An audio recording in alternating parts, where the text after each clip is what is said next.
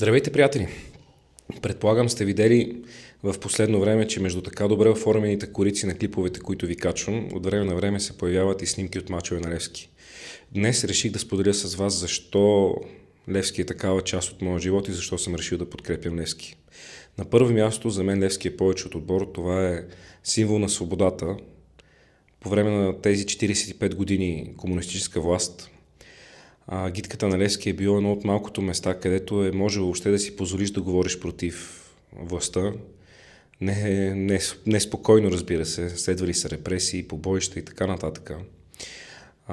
Футболисти на Левски в дните след 9 септември изчезват безследно. Левски е преместен от центъра на София, отнет му е стадиона, изпратени сме да играем в днешния квартал Подуене и нееднократно е сменено на сила името на любимия ни футболен отбор с цел да се убие, така да се каже, съпротивата срещу комунистическата власт в България. Левски е бил един от тези символи.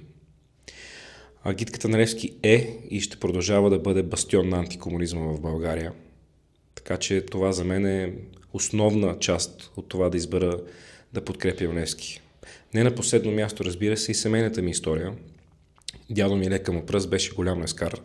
Аз съм израснал с разкази за мачове на Левски, за гидката на Левски, за усещането за свобода, което е имал в тези среди и няма как да не се опитам да го предам и на поколенията след мен.